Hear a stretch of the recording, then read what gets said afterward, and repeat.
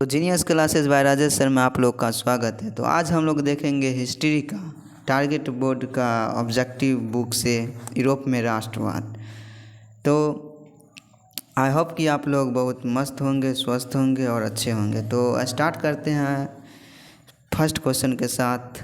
तो दिया हुआ है फर्स्ट क्वेश्चन, निम्नलिखित में से कौन जर्मन का चांसलर था? तो इसका आंसर हो जाएगा आप लोगों के सामने सी। क्या हो जाएगा? सी। सी में क्या है? बिस्मार्क। सी में आंसर क्या है? बिस्मार्क।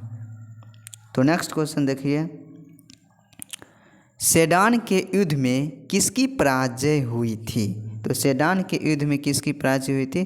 फ्रांस की। क्या हो जाएगा? फ्रांस। सेडान के युद्ध में किसकी पराजय हुई थी? फ्रांस की। अब देखिए तीसरा नंबर क्वेश्चन, निम्न में से किसने अपने देश में अनिवार्य सैन्य सेवा लागू की थी? तो इसका आंसर हो जाएगा ए में है मैजनी, बी में मेटरनिक और सी में है बिस्मार्क। तो इसका आंसर हो जाएगा बिस्मार्क। चलिए ठीक है, आगे बढ़िए। 1853 से 54 के क्रीमिया युद्ध में काबुल ने किस देश की ओर से युद्ध में सम्मिलित होने की घोषणा की? तो इसका आंसर हो जाएगा फ्रांस। यानी कि ये जो था देश फ्रांस था। ठीक है, अब देखिए नेक्स्ट, 1954 का जेनेवा समझौते के क्रियान्वयन की देखभाल हेतु गठित त्रिसदस्यीय अंतर्राष्ट्रीय निगरानी आयोग का सदस्य निम्न में से कौन नहीं था? तो इसका आंसर हो जाएगा डी, यानी कि फ्रांस आंसर हो जाएगा। क्या हो जाएगा? फ्रांस।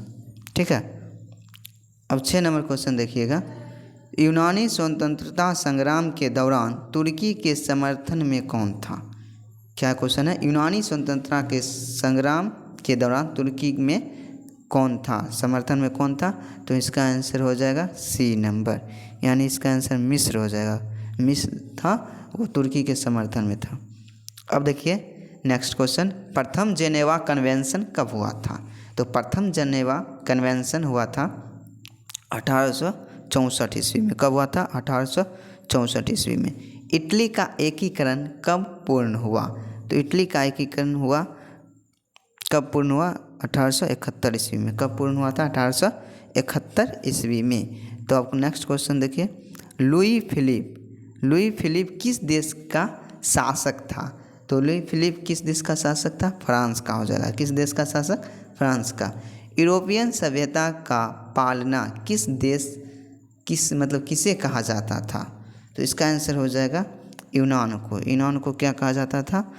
यूनान को कहा जाता था सभ्यता का पालना। क्या कहा जाता था? सभ्यता का पालना।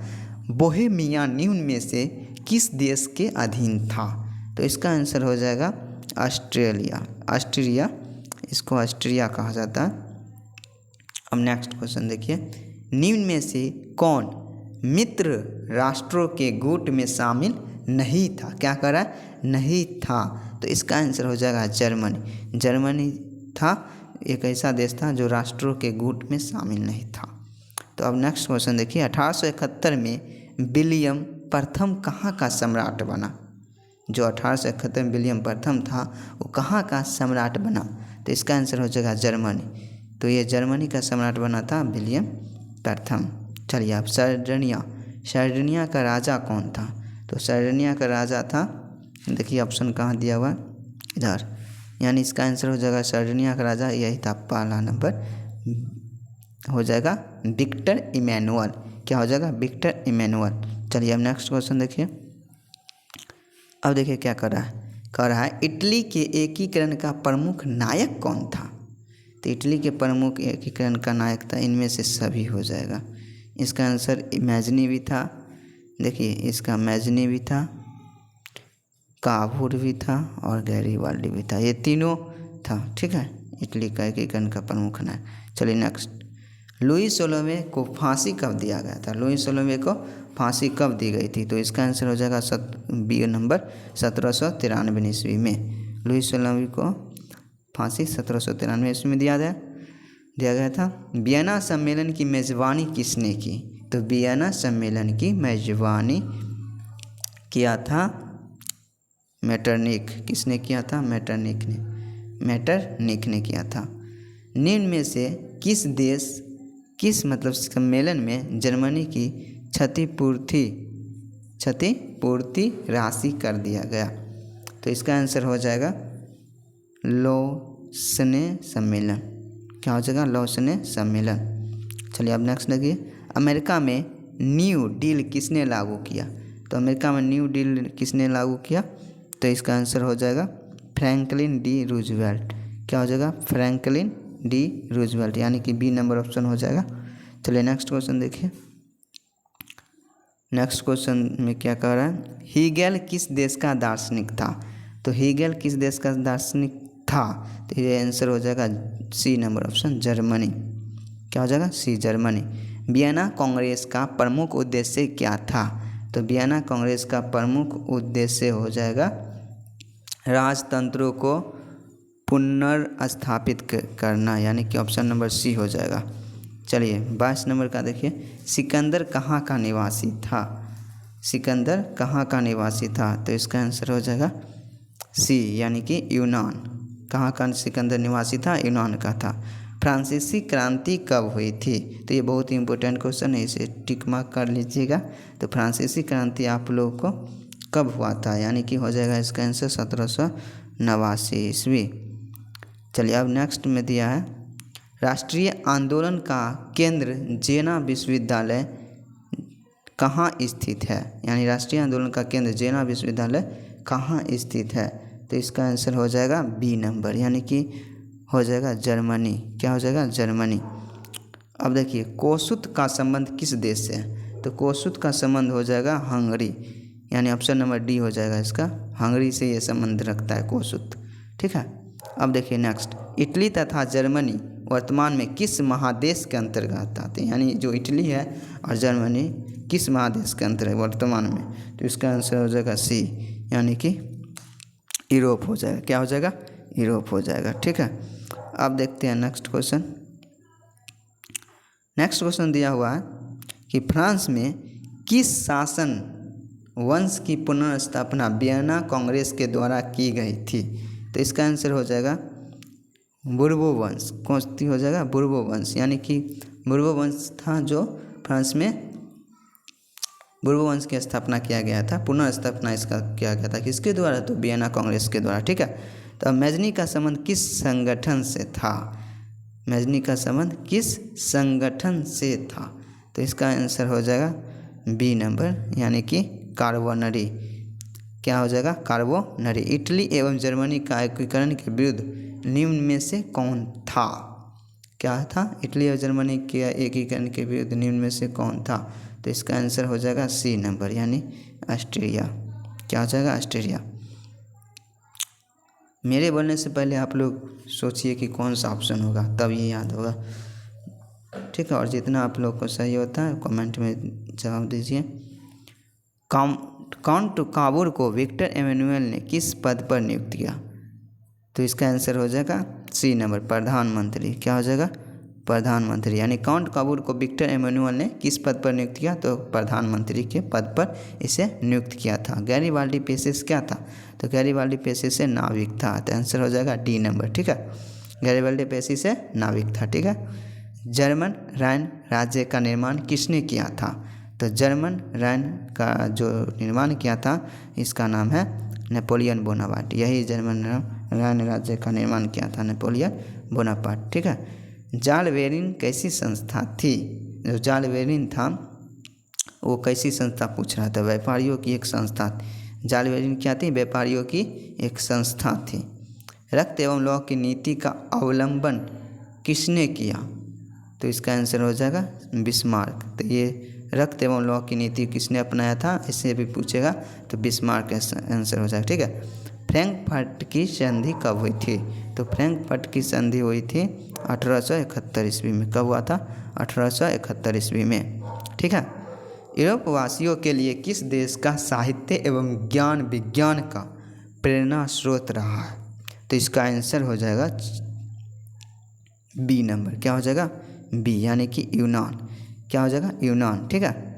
अब देखिए, नेपल्स की क्रांति कब हुई थी? नेपल्स की क्रांति पूछ रहा है कब हुई थी? तो इसका आंसर हो जाएगा 1821 ईस्वी में। कब हुआ था? 1821 ईस्वी में क्या हुआ था? नेपल्स की क्रांति। याद करते जाइए और इसे जो नहीं याद हो रहा उसे नोट्स कीजिए, और एक बार में नहीं याद हो रहा था वीडियो को फिर से एक बार दोबारा देखिए और सुनिए, डाउनलोड कीजिए उसको, फिर उसको सुनते रहे, ज़रूर याद हो जाएगा। ठीक है, और चैनल को सब्सक्राइब नहीं किया तो चैनल को सब्सक्राइब कीजिए और दोस्तों के साथ शेयर कीजिए ताकि वो भी वीडियो का लाभ ले सके। चलिए नेक्स्ट क्वेश्चन देखिए, चार्टिस्ट आंदोलन कहाँ हुआ था? जो चार्टिस्ट आंदोलन हुआ था वो कहाँ हुआ था? तो आंसर हो जाएगा इसका इंग्लैंड।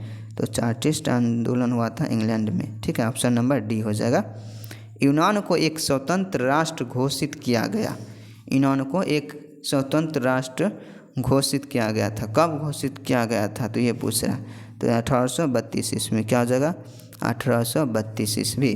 तो 1832 ईस्वी में क्या हुआ था? यूनान को एक स्वतंत्र राष्ट्र घोषित किया गया था। चलिए नेक्स्ट देखिए, ऐतिहासिक द्वंद्ववाद की व्याख्या किसने किया? ऐतिहासिक द्वंद्ववाद की व्याख्या किसने किया? तो इसका व्याख्या किया था, ऑप्शन नंबर ए हो जाएगा, हेगेल। किसने किया था? हेगेल। ठीक है, अब देखिए नेक्स्ट क्वेश्चन, एड्रियानोपुल की संधि कब हुआ था? क्या पूछ रहा है? एड्रियानोपुल की संधि कब हुआ था? तो इसका आंसर हो जाएगा बी नंबर, यानी कि 1829 ईस्वी। क्या हो जाएगा? 1829 ईस्वी में एड्रियानोपुल की संधि हुई थी।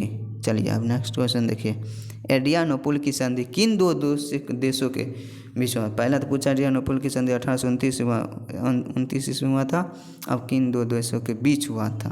तो इसका आंसर हो जाएगा आप लोगों के सामने में, तुर्की एवं रूस के बीच हुआ था। कब हुआ था? तुर्की एवं रूस के बीच। ठीक है, तुर्की एवं रूस के बीच हुआ था। सेडान का युद्ध किन के बीच हुआ था? जो सेडान का युद्ध हुआ था ये किन के बीच हुआ था? तो इसका आंसर हो जाएगा फ्रांस और पर्सा के बीच में। फ्रांस और पर्सा के बीच में क्या हुआ था? सेडान का युद्ध हुआ था। किस देश का हंगरी पर पूर्ण आधिपत्य था? पूर्ण आधिपत्य था। तो इसका आंसर हो जाएगा बी नंबर, यानी कि ऑस्ट्रिया। क्या हो जाएगा? ऑस्ट्रेलिया। तो अब नेक्स्ट क्वेश्चन देखिए, पोलैंड के विद्रोह को किसने कुचल दिया? पोलैंड का जो विद्रोह हुआ था उसको किसने कुचल दिया था? रूस ने कुचल दिया था। क्या किया था? रूस ने कुचल दिया था। सन 1870 ईस्वी में फ्रांस और पर्सा, यानी ये जो फ्रांस और पर्सा था, फ्रांस और पर्सा के बीच जो युद्ध हुआ था कब हुआ? मतलब किसके, मतलब कि जो हुआ था 1870 ईस्वी में, तो इसमें कौन शायद विजय हुआ था? 1870 ईस्वी में जो फ्रांस और पर्सा के बीच में युद्ध हुआ था कहाँ हुआ था ये पूछ रहा है। तो 46 का आंसर हो जाएगा ए नंबर, सेडान। कहाँ हुआ था? सेडान में। फ्रांस और पर्सा के बीच में 1870 ईस्वी में युद्ध हुआ था और ये सेडान में हुआ था। ठीक है, अब देखिए नेक्स्ट क्वेश्चन, किस युद्ध के बाद जर्मनी का एकीकरण पूरा हुआ? तो इसका आंसर हो जाएगा डी नंबर, यानी कि सेडान का युद्ध। क्या हुआ था? सेडान का युद्ध में जर्मनी का एकीकरण पूरा हो गया था। यंग यूरोप का संस्थापक कौन था? तो यंग यूरोप का संस्थापक हो जाएगा मैजनी। कौन हो जाएगा? Mazzini. Option number A. Europe का मरीज किसे कहा जाता है? तो यूरोप का मरीज किसे कहा जाता है? तुर्की को कहा जाता है। किसे कहा जाता है? तुर्की को। तुर्की को क्या कहा जाता है? यूरोप का मरीज। क्या कहा जाता है? यूरोप का मरीज कहा जाता है। ठीक है, वियना कांग्रेस कब हुआ था? तो वियना कांग्रेस कब हुआ था? 1815 ईस्वी में। कब हुआ था? 1815 ईस्वी में हुआ था। ऑप्शन नंबर ए हो जाएगा इसका आंसर। जर्मनी के प्रमुख वास्तुकार कौन थे? जो जर्मनी का वास्तुकार था उसका नाम क्या? तो इसका आंसर हो जाएगा बिस्मार्क। क्या हो जाएगा? बिस्मार्क। ठीक है, अब देखिए इटली का एकीकरण इनमें से किसका संबंध नहीं है? क्या कह रहा है? किसका संबंध नहीं है? तो इसका आंसर हो जाएगा ए नंबर, बिस्मार्क का संबंध इसमें नहीं था। इटली का जो एकीकरण हुआ था उसमें, इटली का जो एकीकरण, ये इटली का एकीकरण हुआ था, इसमें बिस्मार्क का कोई संबंध नहीं था। ठीक है, अब देखिए नेक्स्ट क्वेश्चन, 1830 ईस्वी की क्रांति के बाद फ्रांस में किस प्रकार का शासन स्थापित हुआ? तो इसका आंसर हो जाएगा बी, संवैधानिक राजतंत्र। क्या हो जाएगा? संवैधानिक राजतंत्र। ठीक है, अब देखिए नेक्स्ट क्वेश्चन, कि जर्मनी के एकीकरण के लिए कौन उत्तरदायी था। तो जर्मनी के उत्तरदायी के लिए, जर्मनी का जो एकीकरण हुआ था उसके लिए बिस्मार्क ही उत्तरदायी था, लेकिन ये रूस का एकीकरण में कोई योगदान नहीं दिया था। 1871 ईस्वी में कौन सी संधि हुई थी। तो 1871 ईस्वी में फ्रैंकफर्ट की संधि हुई थी। क्या किसका हुआ था, फ्रैंकफर्ट की संधि। चलिए नेक्स्ट देखिए, इटली के एकीकरण में निम्न में से किसने योगदान दिया था। तो इटली का जो एकीकरण हुआ था इसमें किसने योगदान दिया था। तो इनमें से सभी दिया था, इनमें से सभी, यानी इसका कहने का मतलब है कि मैजनी एवं इमैनुअल भी था, गैरीबाल्डी भी था और काउंट काबुर भी था, ये तीनों था, ठीक है, इटली के एकीकरण में। रॉबर्ट ओवन कहाँ का निवासी था।